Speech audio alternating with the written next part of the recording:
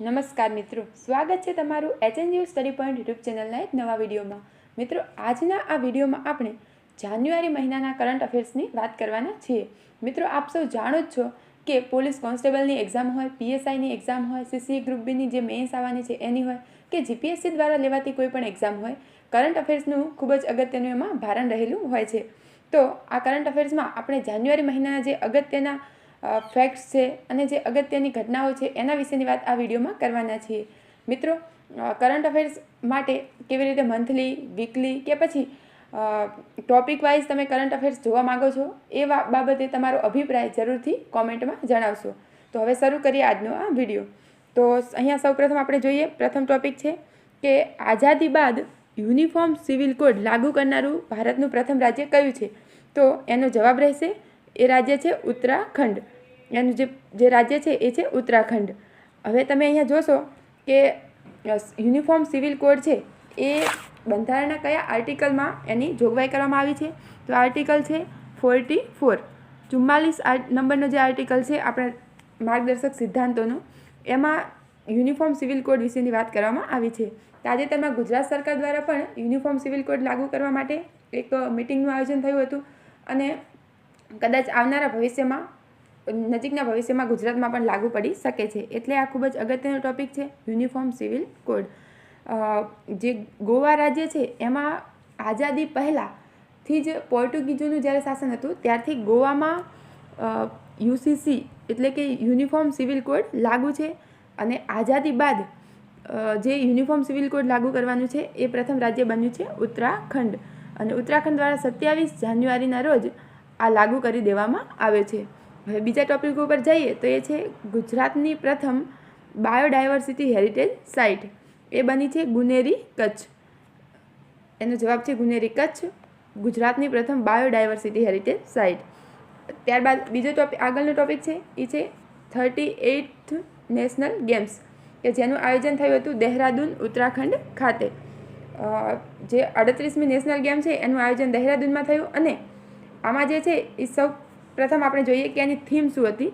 તો એની જે થીમ હતી એ ગ્રીન ગેમ્સ હતી. આ જે 38મી નંબરની નેશનલ ગેમ છે એનો જે મોટો હતો એ હતો સંકલ્પથી શિખર સુધી.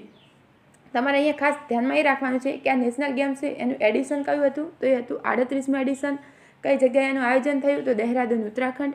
ત્યારબાદ એનો મોટો શું હતો? સંકલ્પથી શિખર સુધી. અને એની થીમ શું હતી? તો ગ્રીન ગેમ્સ.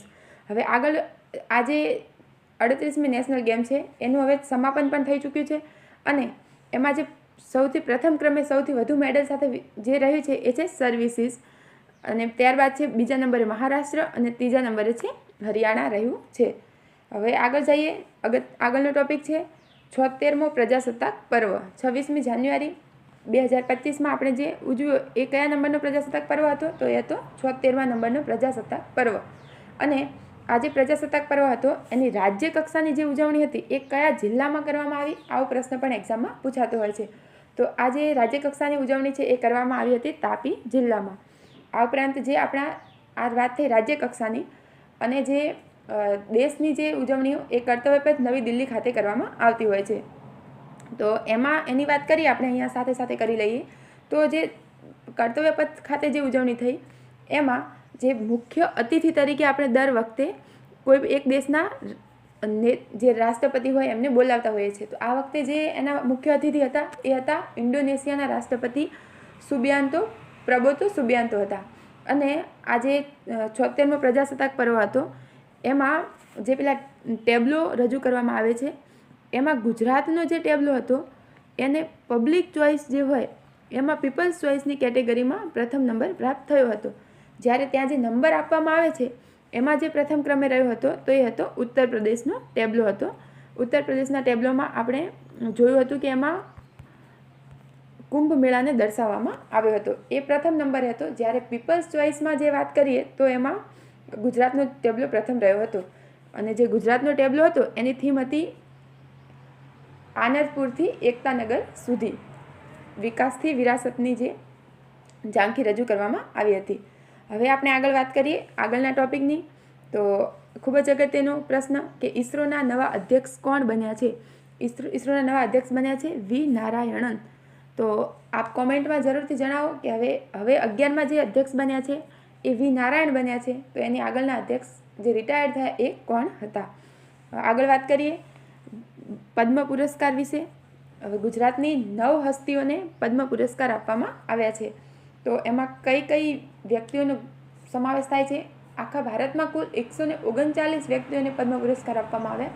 એમાંથી જે ગુજરાતની 9 હસ્તીઓ છે એમને આપણે યાદ રાખવા પડે કે કયા ક્ષેત્રમાં એમને જે પદ્મ પુરસ્કાર આપવામાં આવ્યો છે. તો આપણે અહીંયા જોઈએ કે જે 9 હસ્તીઓ છે એમાં કોને કોને આપવામાં આવ્યા છે. તો આ જે પદ્મ પુરસ્કારો છે એમાં પદ્મ વિભૂષણ, પદ્મભૂષણ અને પદ્મશ્રી એ પ્રકારની 3 કેટેગરી હોય છે. ભારતનો જે સર્વોચ્ચ પુરસ્કાર છે એ છે ભારત રત્ન. ત્યારબાદ બીજા નંબરનો જે સર્વોચ્ચ પુરસ્કાર છે એ છે પદ્મ વિભૂષણ. ત્યારબાદ છે એના પછીનો છે પદ્મભૂષણ અને ત્યાર પછીનો છે પદ્મશ્રી.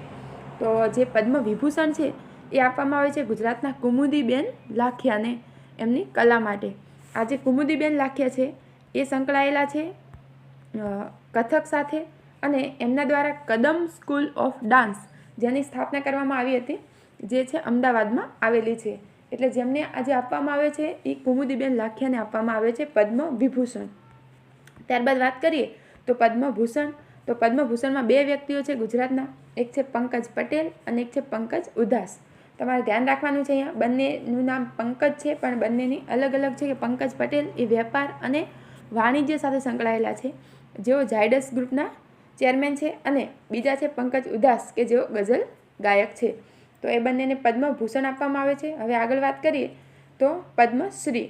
તો કુલ 6 વ્યક્તિઓને પદ્મશ્રી આપવામાં આવ્યો હતો. પદ્મશ્રીમાં છે ચંદ્રકાંત શેઠ કે જેમને સાહિત્ય માટે, ચંદ્રકાંત સોમપુરા જેમને સ્થાપત્ય માટે. ચંદ્રકાંત સોમપુરા છે એમણે રામ મંદિર જે અયોધ્યા છે એની ડિઝાઇન તૈયાર કરી હતી. ત્યાર પછી છે તુષાર શુક્લ કે સાહિત્ય માટે. પછી લવજીભાઈ પરમાર કે જે છે કલા માટે કલા સાથે સંકળાયેલા છે, એમને આપવામાં આવે છે. એમણે વણાટ કલા જે ટાંગલિયા શાલ છે એની એમણે બહુ શું કહેવાય એની પ્રિઝર્વેશન કરવા માટે એમણે આ પુરસ્કાર આપવામાં આવે છે. ત્યાર પછી આગળ છે રતનકુમાર પરિમુ જે પણ કલા સાથે સંકળાયેલા છે, અને સુરેશ સોની કે સામાજિક સેવા અને હેલ્થકેર સાથે સંકળાયેલા છે. આજે સુરેશ સોની છે એમનું સહયોગ નામનું એક ટ્રસ્ટ ચલાવે છે સાબરકાંઠા હિંમતનગર ખાતે, અને તેમણે જે કુષ્ઠ રોગ હોય, રક્તપિત્તનો જે રોગ છે, લેપ્રેસી જેને અંગ્રેજીમાં કહેવાય, એના માટે એ ખૂબ જ સામાજિક સેવા કરી રહ્યા છે એમના ટ્રસ્ટ દ્વારા. તો આ જે પદ્મ પુરસ્કારો છે એ આ 9 વ્યક્તિઓને આપવામાં આવ્યા છે જે ગુજરાતના છે. આ પદ્મ પુરસ્કારો છે તો એનું કદાચ એવી રીતે એના વિધાનવાળા પ્રશ્નો પણ તમને પૂછાઈ શકે, અને અંદર આવી રીતે નામ આપેલા હોય અને ત્યારબાદ કે પદ્મ પુરસ્કારોની શરૂઆત ક્યારે થઈ હતી, એવી રીતે 1954માં થઈ હતી એવું એક વિધાન પણ મૂકી શકે છે. તો જે પદ્મ પુરસ્કારો છે એની શરૂઆત 1954માં થઈ હતી, અને આ 3 કેટેગરીમાં એને આપવામાં આવે છે: પદ્મ વિભૂષણ, પદ્મભૂષણ અને પદ્મશ્રી. અને બીજી એક વાત કે પદ્મ પુરસ્કારો જે આપવામાં આવે એમાં કોઈ રોકડ રકમ આપવામાં નથી આવતી, એમાં માત્ર પ્રમાણપત્ર અને એક ટ્રોફી જેવું આપવામાં આવે છે. તો આ પણ તમારે ધ્યાનમાં રાખવાનું કે વિધાનમાં ક્યાંક એમાં એવું ન લખી દેવામાં આવે કે એમાં 5 લાખની રકમ આપવામાં આવે છે કે આટલી રકમ એમાં આપવામાં આવે છે. તો એમાં કોઈ રોકડ રકમ આપવામાં આવતી નથી. હવે આપણે વાત કરીએ આગળના મુદ્દા તરફ. તો તેમાં છે પ્રથમ ખોખો વર્લ્ડ કપ. જે પ્રથમ ખોખો વર્લ્ડ કપ છે એનું આયોજન થયું હતું ભારતમાં. પ્રથમ વખત જ એનું આયોજન થયું છે અને ભારત એમાં ચેમ્પિયન બન્યું છે. પુરુષ અને મહિલા બંને કેટેગરીમાં ભારત વિજેતા થયું છે. પુરુષ જે ખોખોની ટીમ હતી એ પણ વિજેતા થઈ, મહિલાની ટીમ પણ વિજેતા થઈ છે. અને બંને નેપાળને હરાવ્યું છે. નેપાળની મહિલા ટીમ હતી એમને હરાવવામાં આવી ભારતની મહિલા ટીમ દ્વારા, અને પુરુષની ટીમને પણ હરાવવામાં આવી હતી. તો આજે ખોખો વર્લ્ડ કપ હતો એનું આયોજન ક્યાં થયું હતું? તો એ થયું હતું નવી દિલ્હી ખાતે ઇન્દિરા ગાંધી સ્ટેડિયમમાં. હવે આગળ વાત કરીએ તો બીજા ટોપિક તરફ. તો એમાં છે મેજર ધ્યાનચંદ ખેલ રત્ન પુરસ્કાર. તો મેજર ધ્યાનચંદ ખેલ રત્ન પુરસ્કાર છે એ આપવામાં આવે છે કુલ 4 ખેલાડીઓને. આ જે મેજર ધ્યાનચંદ ખેલ રત્ન પુરસ્કાર છે એ ખેલ જગત ક્ષેત્રે અપાતો સૌથી હાઈએસ્ટ પુરસ્કાર છે, સૌથી હાઈએસ્ટ પુરસ્કાર. તો જે મેજર ધ્યાનચંદ ખેલ રત્ન પુરસ્કાર છે એ કોને આપવામાં આવે છે? તો એ આપવામાં આવે છે 4 વર્ષના અસાધારણ આંતરરાષ્ટ્રીય પ્રદર્શન માટે. એટલે કે એવા ખેલાડીઓ કે જેમણે છેલ્લા 4 વર્ષમાં આંતરરાષ્ટ્રીય ક્ષેત્રે આપણા દેશને નામના અપાવી હોય, મેડલ જીત્યા હોય એમને આપવામાં આવે છે. આજે મેજર ધ્યાનચંદ ખેલરત્ન પુરસ્કાર છે એની શરૂઆત 1991-92માં કરવામાં આવી હતી. જ્યારે એની શરૂઆત કરવામાં આવી ત્યારે પુરસ્કારનું નામ હતું રાજીવ ગાંધી ખેલરત્ન પુરસ્કાર અને 2021થી આ પુરસ્કાર છે એનું નામ કરી દેવામાં આવ્યું છે મેજર ધ્યાનચંદ ખેલરત્ન પુરસ્કાર. હવે આપણે જોઈએ મેજર ધ્યાનચંદ ખેલરત્ન પુરસ્કાર જે 4 ખેલાડીઓને આપવામાં આવે છે એના નામ તમારે યાદ રાખવાના છે. તાજેતરમાં જ એક પરીક્ષામાં પૂછાઈ ગયું હતું કે નીચેનામાંથી કયા ખેલાડીઓને આપવામાં આવ્યો નથી, તો 3 આમાંથી નામ હતા, જ્યારે ચોથું આમાંથી હતું નહીં. તો તમારે આ નામ પણ યાદ રાખવાના છે અને તેઓ કયા ક્ષેત્ર સાથે સંકળાયેલા છે એ પણ તમારે ધ્યાનમાં રાખવાનું છે. તો જે 4 ખેલાડીઓ છે એમાં છે મનુ ભાકર કે જેઓ શૂટિંગ સાથે સંકળાયેલા છે, જેમણે પ્રથમ એવી મહિલા કે જેમણે એક ઓલિમ્પિકમાં 2 મેડલ જીત્યા હતા. ત્યાર પછી હરમનપ્રીત સિંહ જે હોકીની ટીમ છે ભારતની એના કેપ્ટન છે. ત્રીજા નંબરે છે D Gukesh, chess champion, world chess champion સૌથી યુવા. અને પ્રવીણ કુમાર જે એથ્લેટ છે, પેરાઓલિમ્પિક છે, ઓલિમ્પિકમાં એમણે પાર્ટિસિપેટ કર્યું હતું અને ઊંચી કૂદ સાથે સંકળાયેલા છે. તેમાં પેરાઓલિમ્પિકમાં એમણે ગોલ્ડ મેડલ પણ જીત્યું હતું. તો આ હતા 4 ખેલાડીઓ કે જેમને મળ્યો છે મેજર ધ્યાનચંદ ખેલરત્ન પુરસ્કાર. હવે વાત કરીએ આગળ. તાજેતરમાં ચર્ચામાં રહેલ વિલો શું છે? આવા પ્રશ્નો પણ ઘણી વખત એક્ઝામમાં પૂછાતા હોય છે કે તાજેતરમાં ચર્ચામાં રહેલ વિલો શું છે? તો એ છે ગૂગલ દ્વારા વિકસાવેલ એક નવીનતમ ક્વોન્ટમ પ્રોસેસર. આગળ જોઈએ કે ભાર્ગવ અસ્ત્ર શું છે? તાજેતરમાં ચર્ચામાં રહેલ ભાર્ગવ અસ્ત્ર શું છે? તો ભાર્ગવ અસ્ત્ર એ ડ્રોનનો સામનો કરવા માટે રચાયેલ પ્રથમ માઇક્રો મિસાઇલ સિસ્ટમ છે. ત્યારબાદ આગળ જોઈએ આર્કિયોલોજીકલ એક્સપિરિયન્સ મ્યુઝિયમનું ઉદ્ઘાટન કઈ જગ્યાએ કરવામાં આવ્યું છે? તો એ બન્યું છે વડનગર ખાતે. વડનગર ખાતે બન્યું છે આર્કિયોલોજીકલ એક્સપિરિયન્સ મ્યુઝિયમ અને એનું ઉદ્ઘાટન આપણા જે ગૃહમંત્રી છે, ગૃહ અને સહકારિતા મંત્રી અમિત શાહ દ્વારા કરવામાં આવ્યું હતું. હવે આગળનો મુદ્દાની વાત કરીએ તો છે 18મું પ્રવાસી ભારતીય દિવસ સંમેલન ક્યાં યોજાયું હતું? તો એ યોજાયું હતું ભુવનેશ્વર, ઓડિશા ખાતે. આપ સૌ જાણો જ છો કે જે પ્રવાસી ભારતીય દિવસ છે એ ક્યારે ઉજવવામાં આવે છે? તો 9 જાન્યુઆરીના રોજ.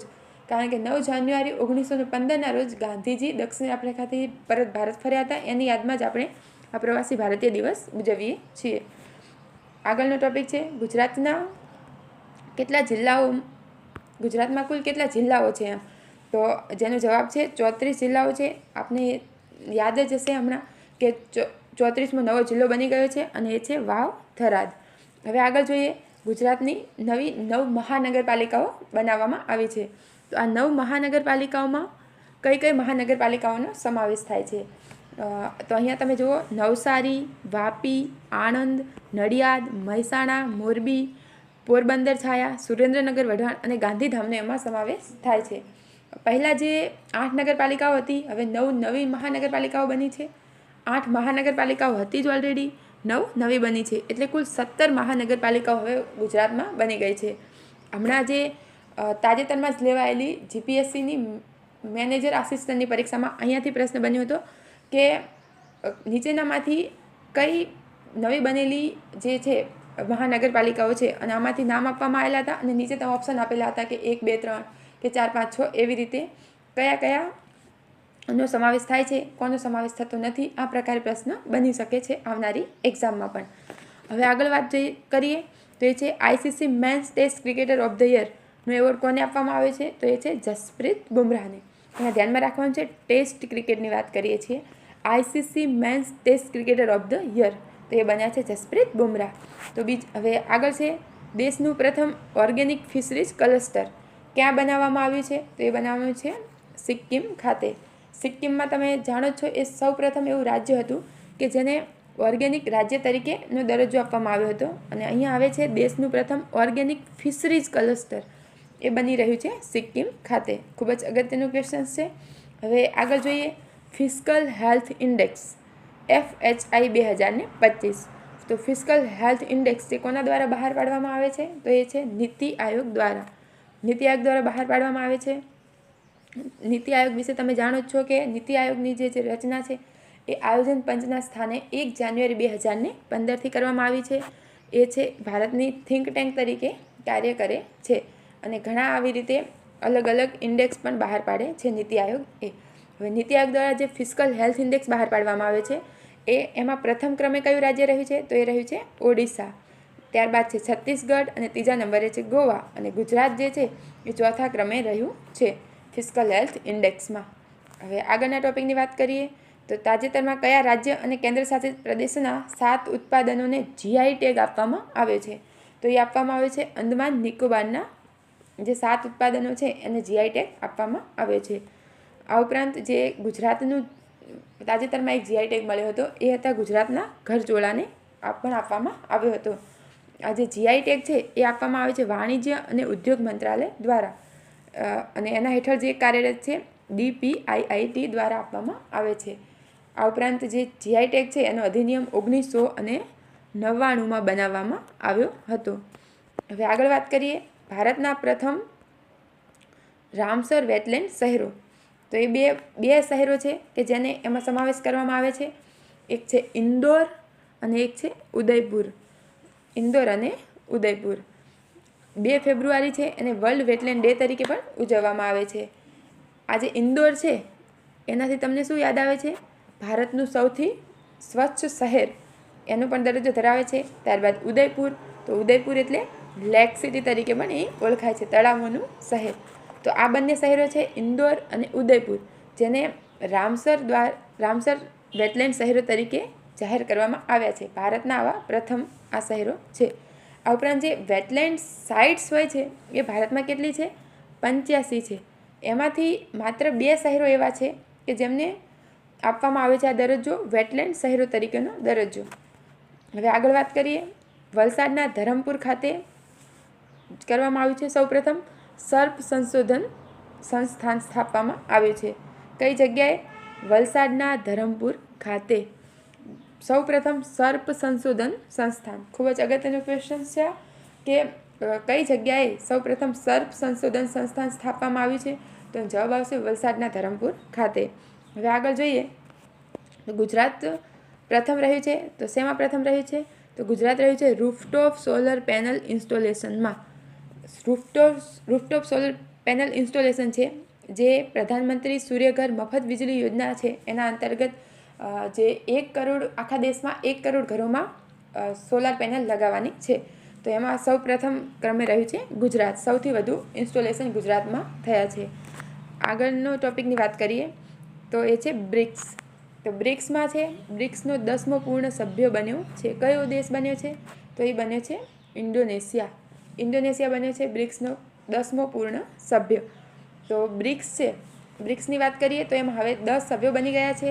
બ્રિક્સની સ્થાપના જે છે એ સ્થાપના થઈ હતી 2006માં. ત્યારે એમાં 4 જ દેશો હતા. બ્રિક હતું ત્યારે એ આટલું જ બ્રિક હતું, એમાં એસ ન હતો. એટલે 4 દેશો હતા: બ્રાઝિલ, રશિયા, ઇન્ડિયા અને ચાઇના. 4 દેશો હતા. 2010માં એમાં સાઉથ આફ્રિકા જોડાય છે એટલે એનું નામ બ્રિક્સ બની જાય છે. બ્રાઝિલ, રશિયા, ઇન્ડિયા, ચાઇના અને સાઉથ આફ્રિકા. ત્યારબાદ 2024માં બીજા 4 દેશો એમાં જોડાય છે, જેમાં છે ઇજિપ્ત, ઇથોપિયા, ઈરાન અને UAE. અને હવે 10મો સભ્ય તરીકે જોડાઈ ગયું છે ઇન્ડોનેશિયા. તો આ દેશો તમારે યાદ રાખવાના છે કે બ્રિક્સમાં કયા દેશોનો સમાવેશ થાય છે. હવે બ્રિક્સ છે એનું હેડક્વાર્ટર આવેલું છે શાંઘાઈ, ચીન ખાતે. ખૂબ જ યાદ રાખવાનો પ્રશ્ન છે. બ્રિક્સ છે એનું હેડક્વાર્ટર આવેલું છે શાંઘાઈ, ચીન ખાતે. હવે આગળ જોઈએ તો તાજેતરમાં જે રાજગોપાલ ચિદમ્બરમ છે એમનું નિધન થયું છે. તો એ કયા ક્ષેત્ર સાથે સંકળાયેલા હતા? તો આવો પ્રશ્ન પણ બની શકે છે એક્ઝામમાં. તો રાજગોપાલ ચિદમ્બરમ છે એ સંકળાયેલા હતા પરમાણુ વિજ્ઞાન સાથે. એક પરમાણુ વૈજ્ઞાનિક હતા અને એમણે 1974માં જે આપણું પ્રથમ પરમાણુ પરીક્ષણ થયું સ્માઇલિંગ બુદ્ધા, એમાં પણ એમણે અગત્યની ભૂમિકા ભજવી હતી. અને 1998માં આપણે બીજું પરમાણુ પરીક્ષણ કર્યું પોખરણ 2 ખાતે. તો એમાં પણ એમને ખૂબ જ અગત્યની ભૂમિકા ભજવી હતી. તો અહીંયા તમારે યાદ રાખવાનું છે કયા ક્ષેત્ર સાથે સંકળાયેલા છે. અને આ જે સ્માઇલિંગ બુદ્ધા છે, પોખરણ 2 છે, કયા વર્ષમાં થયું હતું એવો પ્રશ્ન પણ કદાચ બની શકે છે. તો એ પણ તમારે ધ્યાનમાં લેવાનું છે.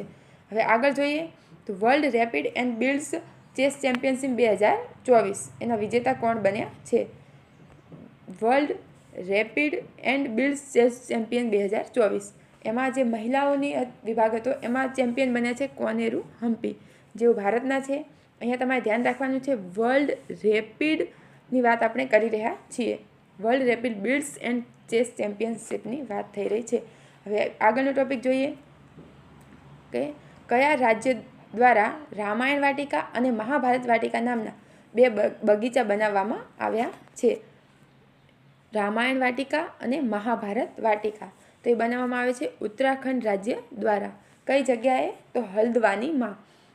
આ જે ઉત્તરાખંડમાં બનાવવામાં આવે છે રામાયણ વાટિકા અને મહાભારત વાટિકા, એ એવા બગીચાઓ છે કે જે વનસ્પતિ છે એનો ઉલ્લેખ થયેલો હોય મહાભારતમાં કે રામાયણમાં, એમાં એ બધી વનસ્પતિ વાવવામાં આવેલી છે. હવે આગળની ટોપિકની વાત કરીએ. ભારતનું પ્રથમ ગ્રીન જીડીપી ધરાવતું રાજ્ય કયું બની ગયું છે? તો એ બની ગયું છે છત્તીસગઢ. ધ્યાનમાં રાખવું, ગ્રીન જીડીપી ધરાવતું રાજ્ય તો એ છે છત્તીસગઢ. આગળ જોઈએ તો તાજેતરમાં ચર્ચામાં રહેલ હિમકવચ શું છે? તો હિમકવચ જે છે એ છે DRDO દ્વારા વિકસાવવામાં આવેલ ઠંડીથી રક્ષણ આપતું એક પ્રકારનું ક્લોથિંગ સિસ્ટમ છે. આખું એક એ પ્રકારનું જેકેટ અને આખું તૈયાર કરવામાં આવ્યું છે કે જે આપણા સૈનિકો હોય એમને કાતિલ ઠંડીથી પણ એ લોકો બચી શકે. કોના દ્વારા બનાવવામાં આવ્યું છે? તો DRDO દ્વારા. અથવા એવું પૂછી લે કે તાજેતરમાં ચર્ચામાં રહેલ હિમકવચ શું છે? તો એ છે મલ્ટી લેયર ક્લોથિંગ સિસ્ટમ છે. હવે આગળ વાત કરીએ 23મી જાન્યુઆરી વિશે. તો 23મી જાન્યુઆરી છે એને પરાક્રમ દિવસ તરીકે આપણે ઉજવીએ છીએ. 23મી જાન્યુઆરી જે છે સુભાષચંદ્ર બોઝની જન્મ જયંતિ છે. પરાક્રમ દિવસ 23મી જાન્યુઆરી સુભાષચંદ્ર બોઝની જન્મ જયંતિ. આ વખતે જે 2025માં ઉજવવામાં આવી એ 128મી એમની જન્મ જયંતિ હતી. સુભાષચંદ્ર બોઝની આજે 23મી જાન્યુઆરી પરાક્રમ દિવસ છે ઉજવી. એ દિવસે એક એવોર્ડ પણ આપવામાં આવે છે જે છે સુભાષચંદ્ર બોઝ આપદા પ્રબંધન પુરસ્કાર આપવામાં આવે છે. સુભાષચંદ્ર બોઝ આપદા પ્રબંધન પુરસ્કાર. અને 2025માં જે આપવામાં આવ્યો એ ઇન્કોઇસને આપવામાં આવ્યો છે. ઇન્કોઇસ. તો ઇન્કોઇસ જે છે Indian national centre for ocean information services એનું પૂરું નામ છે. આ જે સુભાષચંદ્ર બોઝ પુરસ્કાર છે એમાં કોઈ સંસ્થાને આપવામાં આવે અથવા વ્યક્તિગત આપવામાં પણ આવે છે. આ જે ઇન્કોઇસ છે એમણે જે પૂરની હોય એ અગાઉથી ચેતવણી આપવા માટે એની સિસ્ટમ વિકસાવી છે, એના માટે એને આપવામાં આવ્યો છે. હવે આગળ વાત કરીએ BCCIના નવા સેક્રેટરી કોણ બન્યા છે? તો એ બન્યા છે દેવજીત સૈકિયાની નિમણૂક કરવામાં આવી છે. BCCIના નવા સેક્રેટરી એ છે દેવજીત સૈકિયા. આપ જાણતા હશો કે આટલી વાર જે BCCIના હતા સેક્રેટરી એ જય શાહ હતા. હવે એમની નિમણૂક જે થઈ છે એ ICCમાં થઈ છે, એટલે હવે અહીંયા નવા સેક્રેટરી બન્યા છે એ છે દેવજીત સૈકિયા. હવે આગળનો વાત કરીએ તો એમાં છે એશિયાના સૌથી મોટા એરો ઇન્ડિયાની 15મી આવૃત્તિનું આયોજન કઈ જગ્યાએ થયું હતું? તો એરો ઇન્ડિયાની જે 15મી આવૃત્તિ એનું આયોજન થયું હતું બેંગલુરુ ખાતે. ત્યારબાદ છે અમેરિકાનું રાષ્ટ્રીય પક્ષી તો એ છે બાલ્ડ ઈગલ. જે નવા રાષ્ટ્રપતિ બન્યા છે જો બાઇડન, એમના દ્વારા એમના આવ્યા પછી આ ઘોષણા કરવામાં આવી હતી કે અમેરિકાનું રાષ્ટ્રીય પક્ષી રહેશે બાલ્ડ ઈગલ. ત્યારબાદ બેટી બચાવો બેટી પઢાઓ યોજનાને કેટલા વર્ષ પૂર્ણ થયા છે? તો એને 10 વર્ષ પૂર્ણ થયા છે. 2015માં પ્રધાનમંત્રી દ્વારા એની શરૂઆત કરવામાં આવી હતી હરિયાણાના પાનીપત ખાતેથી બેટી બચાવો બેટી પઢાઓ યોજના. હવે આગળ જોઈએ તો ભારત અને નેપાળ વચ્ચે જે યુદ્ધ અભ્યાસ થાય છે એનું નામ શું છે? તો એનું નામ છે સૂર્ય કિરણ. ભારત અને નેપાળ વચ્ચે જે યુદ્ધ અભ્યાસ થાય છે એનું નામ છે સૂર્ય કિરણ. ત્યારબાદ જોઈએ આયુષ્યમાન ભારત પ્રધાનમંત્રી જન આરોગ્ય યોજના જે છે એને અમલી બનાવનાર ભારતનું 34મું રાજ્ય કયું બની ગયું છે? તો એ બની ગયું છે ઓડિશા. ઓડિશા રાજ્ય છે એ ભારતનું 34મું રાજ્ય બની ગયું છે. એટલે રાજ્ય અને કેન્દ્ર શાસિત પ્રદેશ થઈને આમનો સમાવેશ થાય છે 34 એમાં. હવે માત્ર પશ્ચિમ બંગાળ અને નવી દિલ્હી જેવા રાજ્યો છે કે જેમણે પ્રધાનમંત્રી જે જન આરોગ્ય યોજના છે એને લાગુ કરી નથી. હવે આગળનું જે છે એ છે પંજાબ બન્યું છે ગ્રામીણ ઘરોમાં 100% નળથી જળ પહોંચાડનારું ભારતનું 5મું રાજ્ય. જે જલ જીવન મિશન છે એના અંતર્ગત ગ્રામીણ ઘરોમાં 100% નળથી જળ પહોંચાડનારું ભારતનું 5મું રાજ્ય કયું બન્યું છે? તો એનો જવાબ રહેશે પંજાબ. તો મિત્રો આ હતા જાન્યુઆરી મહિનાનું કરંટ અફેર્સ. આ PDF છે એ ટેલિગ્રામ ચેનલમાં મૂકી દેવામાં આવશે, તો તમે ત્યાંથી વાંચી પણ શકો છો. તો જરૂરથી તમને જો આ વિડીયો ગમે તો વિડીયોને લાઇક કરો, શેર કરો અને ચેનલને જરૂરથી સબસ્ક્રાઈબ કરો. અને તમારું કોમેન્ટ જરૂરથી જણાવો કે કેવી રીતે ટોપિક વાઇઝ બનાવવો જોઈએ, MCQ બેઝ વિડીયો બનાવવામાં આવે કરંટનો, એ ચોક્કસથી તમે કોમેન્ટમાં જણાવી શકો છો. તો થેન્ક્સ ફોર વોચિંગ.